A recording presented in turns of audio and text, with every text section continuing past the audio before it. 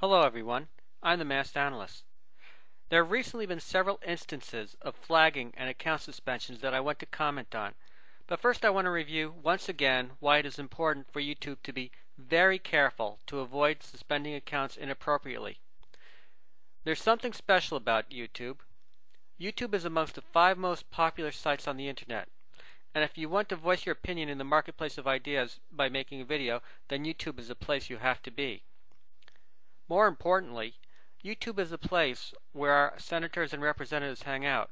And if you want to post an open letter in video format to your representatives, then you have to be on YouTube. In fact, the leaders of Congress have made a video asking you for your input through comments and videos. Congress wants us to be able to communicate with them through YouTube. And if YouTube suspends accounts wrongfully, then it does everyone a big injustice. Having said that, I want to discuss 3 people who have either had their videos flagged or their accounts suspended. I'll be talking about What the Heck 124, SMP Films, and Alex Jones. I'll also make more than a passing mention to DPR Jones. Now these individuals run the gamut from the relatively small YouTuber to a very popular YouTuber to an individual whose notoriety goes well beyond YouTube. I'll discuss What the Heck and SMP Films in this video, and Alex Jones in some future video. What the Heck 124 is one of the most decent people on YouTube. Unfortunately, he was a victim of a troll who constantly imitated him in a manner that made him look like the troll.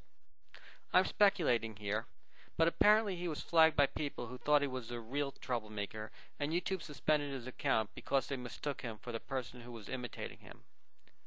YouTube's screw-up is certainly not unprecedented.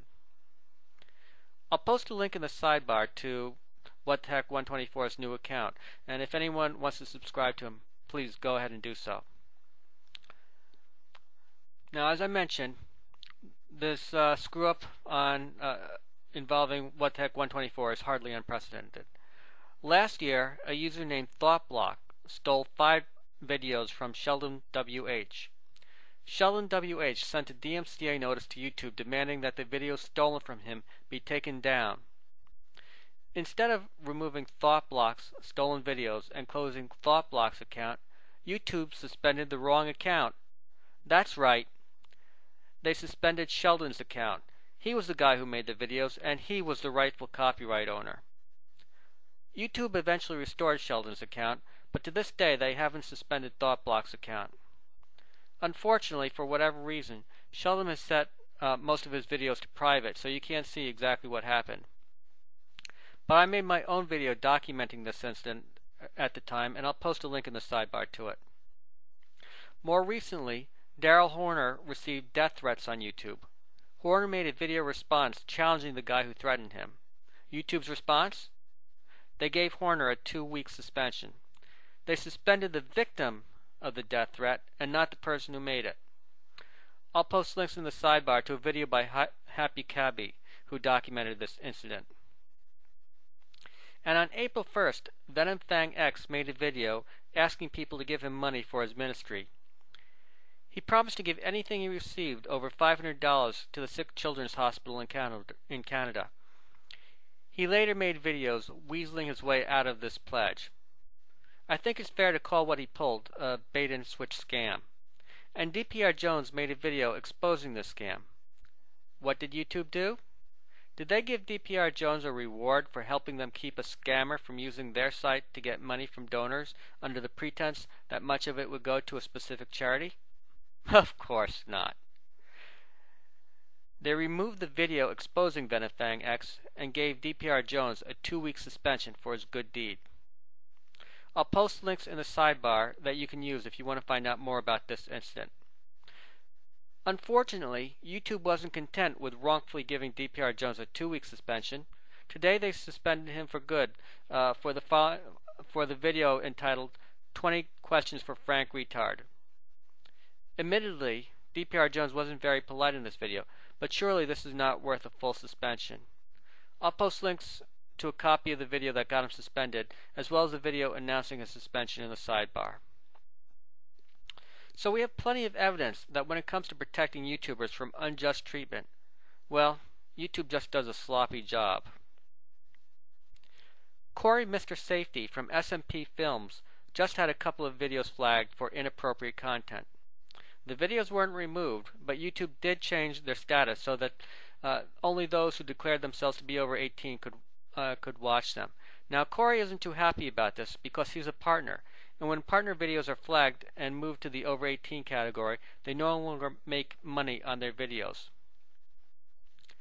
I'm not mentioning Corey because I think he's been censored.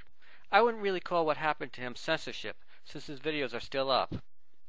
I'm mentioning him because he's one of the most popular YouTube video makers, and because this incident casts doubt on YouTube's claim of reviewing flagged videos before deciding whether to leave them up as they are, change their status to adult only, or delete them entirely. YouTube claims in their community guidelines that they don't automatically delete videos that are flagged, and that they have someone review them before deciding what to do with them.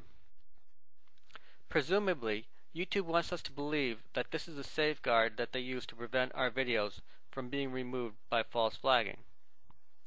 Well, the incident involving Corey demonstrates just how faulty and slipshod YouTube's review process is.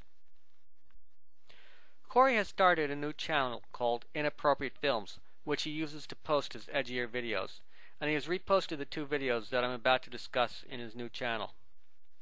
The first video of his that was flagged was called Pissing on an Electric Fence. I'll post links in the sidebar to his videos. In this first video, he at least pretends to get a shock while pissing on an electric fence. We can't be sure if he's really pissing on the fence because his back is turned to us and nothing inappropriate is actually showing in the video. Perhaps YouTube decided to mark this video for adult viewers only because they thought he was setting a bad example for children and some kid might get hurt if he tried to duplicate this stunt himself. So Corey made another video in which it appeared at first like he was urinating into a john. The title of the video is P, and when you started to watch the video, it looked like he was pissing into the toilet, but nothing inappropriate was showing. By the end of the video, he revealed that all he was doing was pouring a bottle of apple cider into the toilet. Corey mentioned some of George Carlin's 7 naughty words, but they were very appropriate and necessary in the context of this video. No reasonable person would have flagged this video, and I can't imagine why YouTube moved this video into the adult-only category. Yes, there were some nasty words, but if YouTube thinks that most kids don't hear these nasty words, then they're living in la-la land. The fact that they put this video in the adult category suggests to me that they might not have watched the whole thing, or that they didn't give it even a minute of thought before making it adult-only. And if they don't even take a minute to give due consideration to one of their most popular video creators, what is to protect the average YouTuber from unjust suspension due to a false flagging campaign? Absolutely nothing. And unfortunately, if your account is wrongfully suspended, there's little you can do about it. If you're suspended for a copyright violation, then you will know why you're suspended, and if you don't mind surrendering your anonymity, you have the option of filing a DMCA counter notice to get your account back. But if you are suspended for any other reason, then good luck finding out exactly why. YouTube will probably refer you to the community guidelines, but they probably won't tell you specifically what rule you broke, much less give you a chance to challenge their call. In fact, if you visit the YouTube Help Center, they won't even tell you where you can send an email protesting an unjust video removal or suspension. Let's face it, YouTube and Google are not acting as responsible guardians for the world's largest town hall for political speech. What can you do about it? There are 3 things. First, watch the video petition by StarFed Rogue asking the powers that be to act responsibly. He did a wonderful job in drawing up his petition. I'll post a link to it in the sidebar. Watch the video, 5-star it, sign the petition, favorite it, and feature it. Second, if you're unjustly suspended, get in touch with your representative and senator. Tell them that YouTube is wrongfully depriving you of your ability to respond to them on YouTube. Remind your representatives that the congressional leaders want YouTube to serve as a forum for communication with them. I'm not going to advocate that you open up a new account, because opening up a new account once you're suspended is a violation of the terms of service. But if you do choose to open up a new account, make sure you post a video response to one of the members of Congress. Representatives and senators have made videos soliciting opinions on a number of issues. Your video should be a response to one of their videos, and you should give your opinion targeted specifically to a particular solicitation for input. Your video should be serious, and you should put forth your best effort to advocate a position in a cogent and thoughtful manner. Then, if YouTube suspends your new account, you can write to your representative again and complain about YouTube thwarting the will of Congress. You might get YouTube's attention if your representative contacts them on your behalf and asks them to restore your channel. And if enough people get in touch with their representatives, maybe the mighty executives at Google and YouTube will receive a very special invitation to appear before a congressional inquiry to explain their actions. Third, there was a very interesting article appearing in the New York Times a few days ago. I'll post a link to it in the sidebar. It seems that the Obama administration is getting tough on antitrust issues. In fact, it looks like the Justice Department is going to keep a very close eye on Google.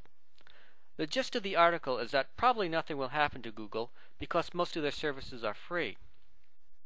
However, according to the Times, Christine A. Varney, head of the Justice Department's Antitrust Division, said, and I'm quoting from the Times article, "The touchstone of antitrust policy should be the protection of consumer welfare."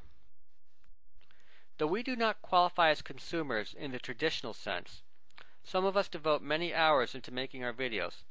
To see them wiped out due to YouTube's incompetence or a false flagging campaign is certainly a negative consumer experience.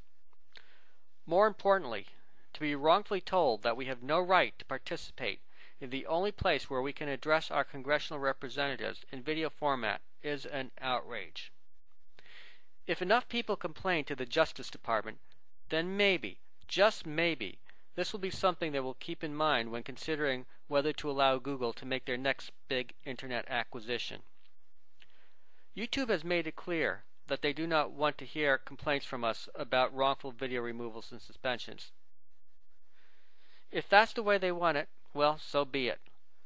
Let them hear from our representatives instead. This has been the Mass Analyst, under and in.